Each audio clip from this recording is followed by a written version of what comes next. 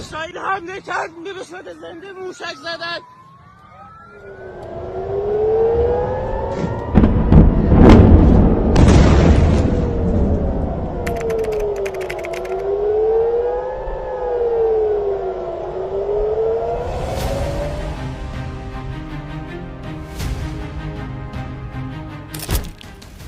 Walaupun pihak militer Israel mengklaim bahwa mereka berhasil mencegat banyak proyektil dari Iran, akan tetapi laporan mengenai banyaknya korban yang berjatuhan serta beberapa lingkungan dan lokasi militer di Tel Aviv dan Haifa yang hancur justru membuktikan bahwa serbuan rudal yang dilancarkan oleh Iran telah berhasil menerobos sistem pertahanan udara Israel.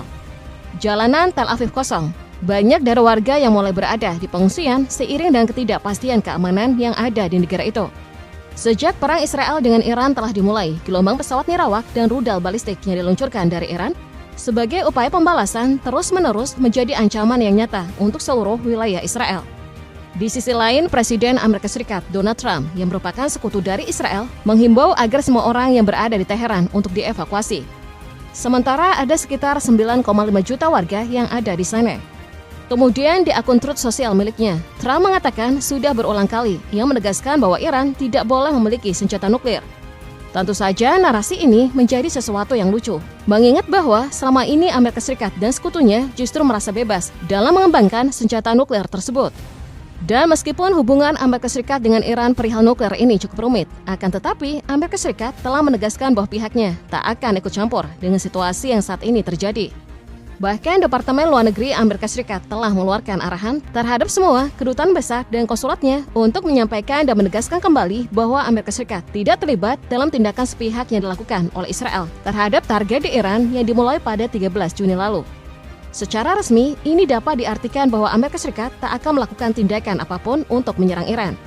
Israel tampaknya hanya akan menghadapi Iran sendirian. Berbeda dengan Israel yang kemungkinan tak mendapat dukungan dari Amerika Serikat, Iran justru didukung oleh proksi-proksinya seperti Houthi dan Hamas. Bagaimanakah sepak terjang Houthi dan Hamas dalam membantu Iran menghadapi Israel? This is yesterday. The cultural and religious revival is... Ketika ketegangan semakin meningkat, bantuan datang dari Houthi Yaman untuk Iran. Pihaknya mengkonfirmasi bahwa telah meluncurkan rudal balistik hipersonik yang menargetkan beberapa lokasi militer dan sipil yang sensitif di wilayah Tel Aviv. Serangan rudal yang terkoordinasi ini menyusul serangan rudal massal yang sebelum diluncurkan oleh Iran. Keterangan dari Houthi menyebutkan bahwa mereka menggunakan rudal Palestina. Dan serangan dari rudal tersebut telah berhasil menghantam wilayah Jaffa di Israel Tengah. Sejak awal, Houthi memang telah berkomitmen untuk memberikan dukungan terhadap pihak-pihak yang sepakat melaksanakan perlawanan terhadap pihak Zionis. Houthi telah menjunjung solidaritas terhadap Gaza dan Iran, serta bersumpah akan terus melakukan serangan demi serangan yang kemungkinan lebih besar lagi selanjutnya, kecuali jika Israel mengakhiri semua bentuk pengepungan dan penindasan. Sebelumnya, Abdul Malik Al-Houthi, pemimpin gerakan Ansar Allah Houthi Yaman, bahkan menyatakan dengan tegas bahwa pihaknya mengutuk keras serangan Israel terhadap Iran dan mendesak agar dunia muslim untuk bersatu dalam membela negara muslim manapun yang menjadi sasaran dari serangan Israel. Abdul Malik Al-Houthi berbicara dalam pidato yang disiarkan televisi dari Sana'a. Ia menyampaikan bela sungkawa kepada para pemimpin dan rakyat Iran atas jatuhnya para korban dan kerusakan yang diakibatkan oleh serangan dari Israel. Ia juga menegaskan kembali dukungan penuh terhadap kampanye pembalasan Iran yang dikenal dengan nama Operasi Fadai Sadiq III. Dengan hadirnya Houthi di dalam peperangan ini, diperkirakan ketegangan antara Israel dan Iran akan terus meningkat. Melihat rekam jejak yang ditorehkan oleh Houthi dalam melakukan serangan terhadap Israel memang tidak diragukan lagi. Pada Mei lalu, Houthi bahkan berhasil menembus sistem pertahanan Israel dan menyasar Bandara Ben Gurion di dekat Tel Aviv. Maka dan bergabungnya Houthi untuk membantu Iran saat mungkin membuat kekuatan Iran semakin bertambah.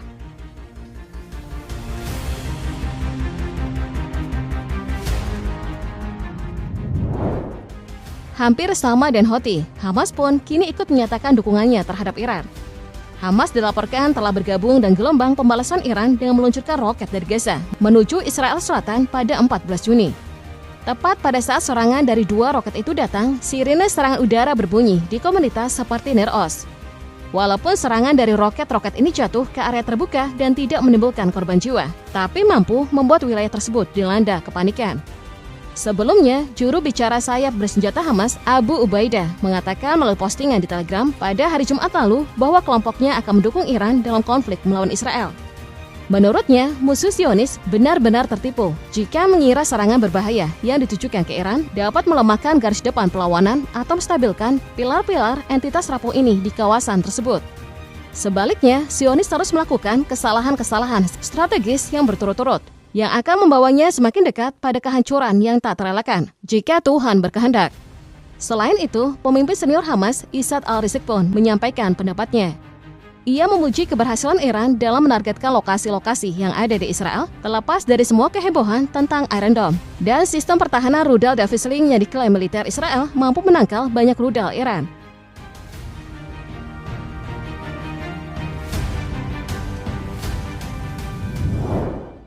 Houthi dan Hamas telah mulai bergerak untuk memperlihatkan dukungan nyata mereka terhadap Iran. Kini publik pun bertanya-tanya, akankah Hizbullah mengambil langkah serupa? Sepertinya, pertanyaan ini masih belum menemukan jawaban yang pasti. Hal ini dikarenakan sebelumnya, pada tanggal 14 Juni, Pers Lebanon melaporkan bahwa pemerintah telah mencapai kesepakatan keamanan informal dengan kelompok Hizbullah untuk tidak ikut campur dalam perang Israel-Iran yang dimulai pada 13 Juni tersebut. Kesepakatan tersebut dilaporkan merupakan hasil dari upaya diplomatik intensif yang didukung oleh Prancis dan Amerika Serikat. LEF tampaknya mengancam Hizbullah dan kelompok perlawanan Islam lainnya. Palestina dan konfrontasi militer jika mereka melancarkan serangan terhadap Israel dari wilayah Lebanon atau menargetkan kepentingan Amerika Serikat di negara tersebut. Selain itu, terdapat pula indikasi bahwa sebelum operasi Singa Bangkit yang dilakukan oleh Israel terhadap Iran, Israel memperingatkan akan melakukan serangan skala penuh terhadap Hizbullah di Beirut dan akan menduduki lembah Bekaa Timur, kecuali LEF mampu mencegah Hizbullah menyerang wilayahnya. Hal inilah yang kemudian menjadi pertimbangan penting bagi Hizbullah. Mengingat mereka juga pernah terlibat perang yang cukup besar dengan Israel, tampaknya pemimpin Hizbullah berupaya mengambil langkah yang lebih hati-hati. Namun jika serangan Israel masih juga berlanjut terhadap Iran, bukan tak mungkin Hizbullah mengubah keputusan dan bergabung dengan Hamas serta Houthi.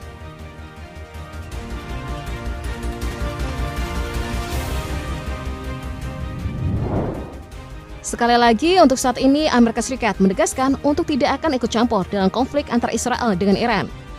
Sekalipun selama ini Amerika Serikat merupakan pemasok senjata utama untuk Israel. Namun bagaimana jika di kemudian hari Amerika Serikat ikut turun dan memberikan dukungan terhadap Israel? Apa yang akan terjadi? Sayangnya fakta sejarah begitu jelas. Bahkan jika Amerika Serikat membantu Israel, tidak menjamin kemenangan bisa mereka raih. Pasalnya, walaupun Amerika Serikat memiliki supremasi militer global dari sekitar selusin perang yang telah dijalani Amerika Serikat sejak 1945, AS telah kalah dalam setiap perang nyata yang telah mereka jalani.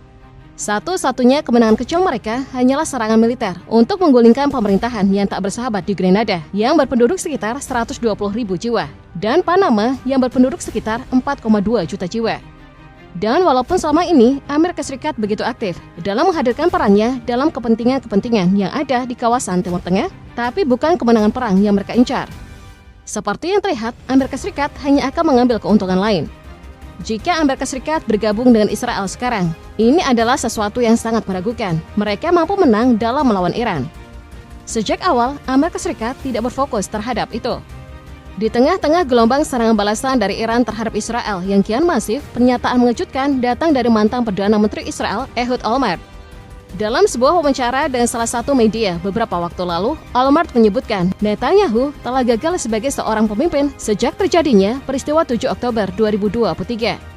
Dan bahkan setelahnya saat Netanyahu menolak kesepakatan dan meningkatkan operasi mereka terhadap Gaza dan wilayah-wilayah lainnya, jelas merupakan langkah yang merugikan Israel sendiri. Kerugian dan jatuhnya para korban yang disebutkan oleh Olmert juga mendorongnya untuk menyatakan bahwa musuh yang dihadapi oleh Israel bukan Iran, Hamas, atau Houthi, tapi justru pemimpin mereka sendiri, Netanyahu.